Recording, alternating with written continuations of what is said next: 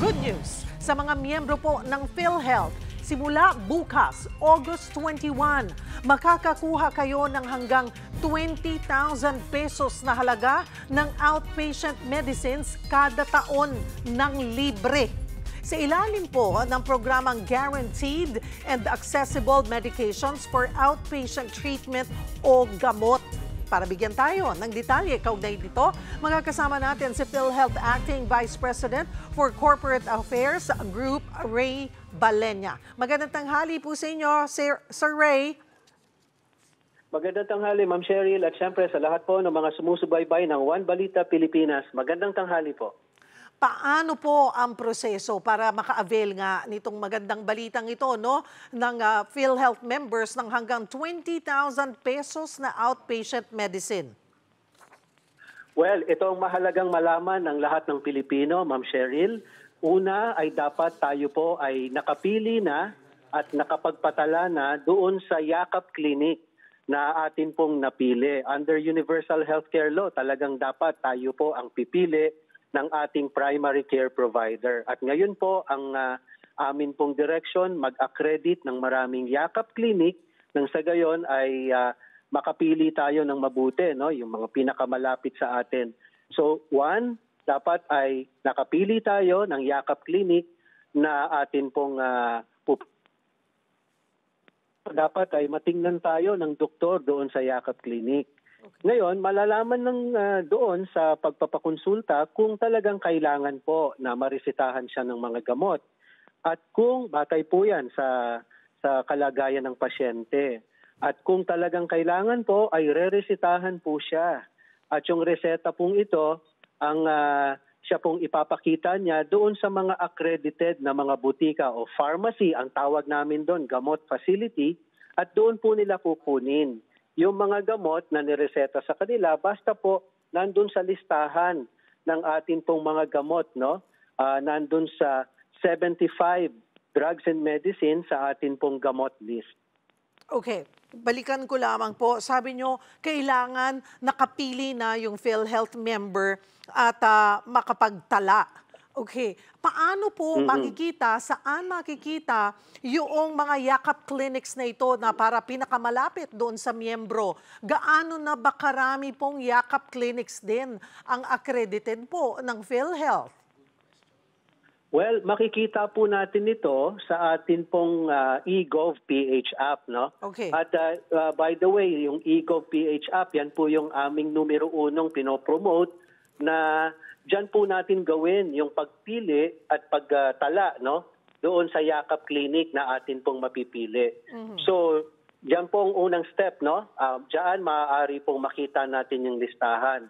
Pero kung listahan lang muna yung gusto nilang makita, pwede ring makita yan sa ating PhilHealth member portal na nasa ating website, o kaya ay pwedeng magsadya, no, sa ating pong website o kaya sa alinmang tanggapan ng PhilHealth. Meron po tayong mga listahan doon. At sa ngayon, Ma'am Cheryl, ay meron tayong higit sa 3,500 na accredited Yakap Clinic sa buong bansa. At ang aming target, doblehin po yan para lalong maging accessible at maging madali yung pagpili natin ng Yakap Clinic. Okay, after po makakita ng pinakamalapit na Yakap Clinic, sabi niyo po ay kailangan pang magpatala or mag-register? Pag nakapili na po tayo, ay mag-proceed na po tayo sa pagpapatala o registration kasi para po doon na po tayo maa-assign doon sa Yakap Clinic na napili po natin. Mahalaga po yun, no po? At ang kailangan natin sa proseso ng pagpapatala ay yung ating PhilHealth ID number. Pero madali lang po ba magpa-register? Hindi po ba ito komplikado? Baka complicated po ito para sa ilan po o marami nating mga kababayan? Ay hindi naman po, no, doon sa mga techie, o kahit hindi techie pa, ay madali po na ma-navigate ito pong eGov.ph app, no? So maganda po no kung dito tayo magpaparehistro ay dire-diretso na po yung proseso kasi doon ay makakapili tayo at diretso na sa pagpapatala doon sa Yakap Clinic na napili po natin. Pero kung hindi posible yan, ay pwede rin tayong magpunta sa alinmang local health insurance office ng PhilHealth para asistihan po natin yung ating pong kababayan. At kung meron man Yakap Clinic na malapit po sa kanilang lugar, pwede na rin po silang dumiretso po doon para po magparehistro doon sa Yakap Clinic na napili po nila. After po doon, so ito po yung magiging lalabas na regular na clinic na nila na yearly or every now and then, doon na po yung, nandun na yung records nila, doon na sila pwedeng regular na magpatingin. Hindi kailangan may sakit. Tama po kayo. No? Yes. Tama ka, Ma'am Cheryl, no? Kasi talagang ang atin pong layunin ay kung may nararamdaman na, punta tayo doon sa ating primary care provider sa ating Yakap Clinic.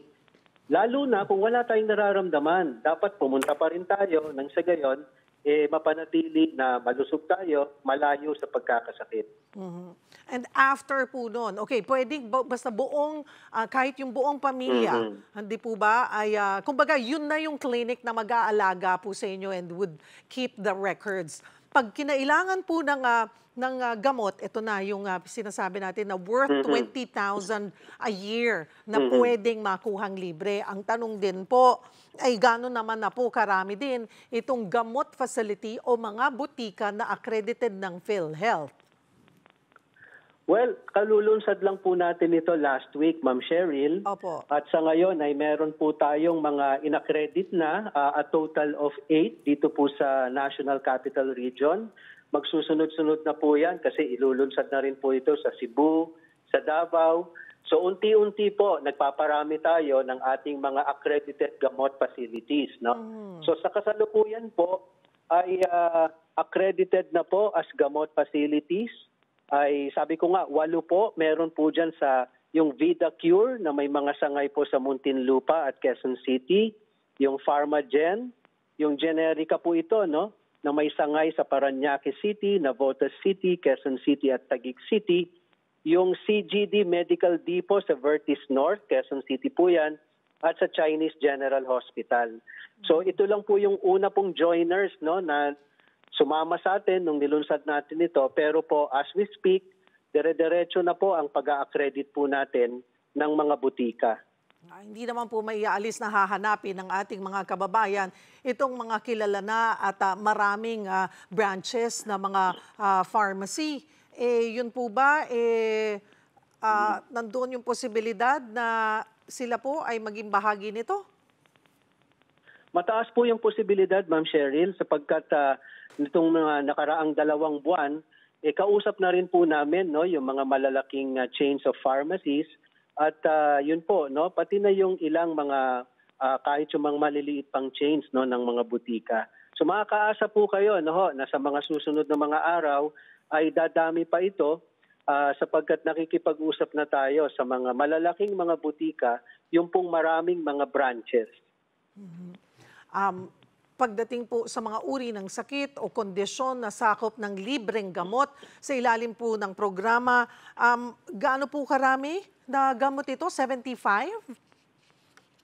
Sa ngayon po ay 75 at kasama na po dyan, Ma'am Cheryl, kung natatandaan niyo po sa dating konsulta, ay may 21 drugs and medicines na po tayo na nauna doon, no?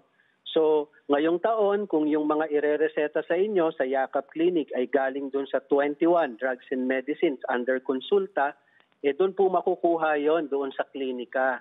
Pero kung yung irereseta ay galing po dito sa idinagdag na 51 drugs and medicines, no, ay ito po yung irereseta gamit yung app na dinevelop natin dito at ito po yung kukunin doon po sa mga accredited gamot facilities.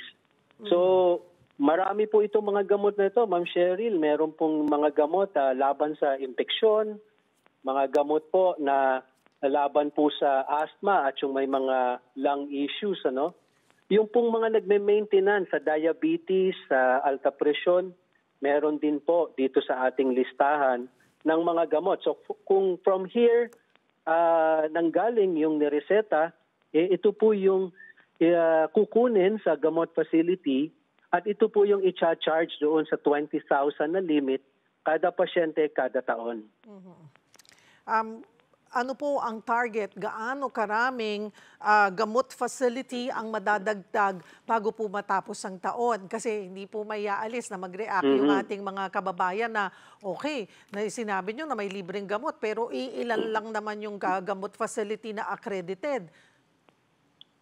Opo, nauunawaan natin yung concern na yan ng mga kababayan natin.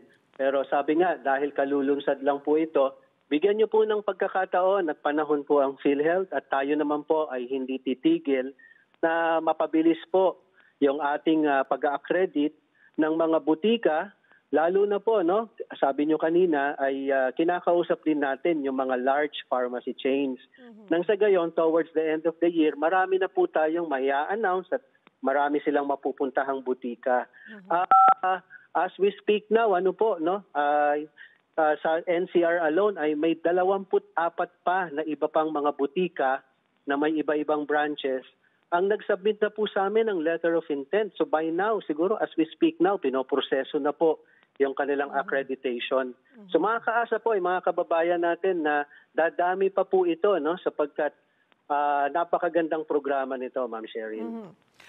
Siguro po para doon sa mga interesado, yung may ari po ng maliliit na pharmacy, ano, lalo na doon sa mga probinsya, usually yan may mga maliliit, di po ba, na mas madaling puntahan ng ating mga kababayan. Paano po ba kung interesado sila na magpa-accredit sa PhilHealth? Ay, nako, ganito pong gawin po ninyo. Nako, tumawag na po kayo o bumisita po kayo sa pinakamalapit na regional office o local health insurance office ng PhilHealth. At amin po kayong aasistihan para po magsimula na po yung ating partnership para dito sa ating PhilHealth Gamot na nasa ilalim ng ating YAKAP program. Saan din po kukunin ng PhilHealth yung pondo para sa libreng gamot na ito? Kakayanin naman po ba itong i-sustain nang hindi maaapektuhan yung ibang programa po ng PhilHealth? Well, tama po kayo, Ma'am Sheryl. Tayo po ay merong sapat na budget. At bago natin nilunsad, ito pong ating mga programang ito ay meron napaghandaan na po natin ito at tayo po ay may nakaabang na budget po para tustusan po itong ating magagandang programa. In fact, Ma'am Sheryl, hindi lang po gamot na may limit na 20,000 kada kababayan natin na mag-a-avail nito. Ang available under YAKAP. Kamakailan ay naglunsad din tayo ng cancer screening, no? At ang lahat ng ito po, makakaasa po kayong lahat na meron po tayong sapat na pondong nakalaan para po hindi lang ito ngayong taon, kung hindi, masustain natin sa maraming mga taon. Sir, isa po ang PhilHealth sa bahagi ng zero balance billing policy. So far, kumusta po? Well, sa bahagi po ng PhilHealth, Ma'am Sheryl, ay ang amin pong commitment sa lahat po ng mga Pilipino napapasok po, magpapagamot sa mga DOH hospitals, no, sa kanilang basic o ward accommodation. Sagot po namin, no, yung mga benepisyo po nila at yan po nasa ating case rate system. So kung ano po ang marapat naming counterpart doon po sa naging sakit o naging gamutan o operasyon ng pasyente, yan po ay sagot na po ng PhilHealth at yan naman po ay ibabayad natin, no, as claim doon sa ospital, sa DOH hospital. So makakaasa po kayo na kami po ay committed to support the Department of Health at si Pangulong Bongbong Marcos Jr. para po magtagumpay itong zero balance billing project sa lahat po ng DOH hospitals. May mga reklamo po kasi, baka may nakarating na rin ho sa inyo, na may mga pasyenteng sinisingil. Baka ho nagkakaroon ng kalituhan, klaruhin po natin ulit lahat, hindi lahat ng government hospitals ay DOH hospitals. Ano po? Tama po kayo, Ma'am Sheryl. Oo, ayon po sa programang ito, sa ngayon ay sa lahat po ng mga DOH hospitals available, ito pong zero balance billing policy po ng pamahalaan. Ilan po ang DOH hospitals natin sa buong bansa? Well, sa pagkakaalam ko po ay meron pong 83 na mga DOH hospitals na ready po, no, na tumanggap ng mga pasyente at igawad po itong zero balance. Basta lang ang pasyente po, Ma'am Cheryl, mahalaga ito, na nandun po sa basic o ward accommodation. Kasi pagka sila po ay namili na ng Private, kanilang oo. kwarto, gusto po nila ay semi-private o private, gusto nilang pumili ng kanilang sariling doktor. Ano po, hindi po ito saklaw ng zero balance billing. Opo, magagamit pa rin ninyo kung kayo magpa-private or semi-private, magagamit pa rin po ninyo ang pagiging, yung benefits sa pagiging miyembro ng PhilHealth. Yun nga lamang po ay hindi napasok doon sa wala na kayong babayaran totally. Pero maa-apply pa rin, may mababawas pa rin sa inyong mga bills. Doon sa, sabi nyo nga po, Sir Ray, sa mga gustong semi-private or private rooms. Ano rin po ang inyong mekanismo Pero para... Opo, go ahead, Sir Ray. Yes, pero ang good news, Ma'am Cheryl, ay bagamat meron tayong zero balance billing sa mga lahat ng DOH hospitals, na nasa basic o ward accommodation yung pasyente, ay gusto kong ibalita sa inyo na marami na po, yung mga hospitals, kahit po mga private hospitals, ay nagpapahayag ng kanilang pagsuporta sa zero balance billing. Kamakailan, meron kaming mga nakuhang reports galing po sa Norte. May dahil na rin po sa pagbuti at paglaki ng sinasagot ng PhilHealth sa pagpapagamot ng mga pasyente, nakikita po ng mga ospital na sumasapat na po, nakakaya na po ng PhilHealth na takpan yung essential costs, yung direct cost sa pasyente sa mga basic o ward accommodation. Sa kahayagan po yan na yung ating benefit packages ay sapat po, nako-cover na po yung kanila pong mga gamutan sa basic accommodation. So eventually, mas madadagdagan pa po itong around 83, 87 hospitals ng DOH na pwedeng magpatupad po ng zero balance. Opo, Ma'am Cheryl, hindi po malayong mangyari po yan kasi sabi ko nga, sa pagbuti na rin ng PhilHealth packages, ay nire-recognize ng mga hospitals, kahit private hospitals ba, nire-recognize na nila na talagang sapat yung packages at natatakpan na yung basic na pangangailangan ng pasyente in a ward accommodation. Humaba rin daw yung pila ng mga pasyente sa DOH hospitals. Kasunod nga ng pagpapatupad sa programa, ano ang ginagawa ng ahensya para ma-improve ito or I suppose dapat ang mga ospital po nito kasi kayo magbabayad lamang Paano daw Opo. nangyayari ngayon pag punuan na? Oo. Actually, nabalitaan din po natin 'yan, So, ang sa amin naman, ang commitment naman ng PhilHealth ay mabilis na pagbabayad kasi kung mabilis ang pagbabayad po natin, yung liquidity ng hospital, napoprotektahan po yan. At kapag liquid po yung ospital at regular na nababayaran, yung kanila pang pondo ay liquid at nagagamit po yan sa pagpapa-expand o pagpapabuti ng facilities na makakatulong po para mapaiksi yung pila ng mga pasyente. Alright, marami pong salamat Sir Ray Balenya, ang Acting Vice President for Corporate Affairs Group ng PhilHealth.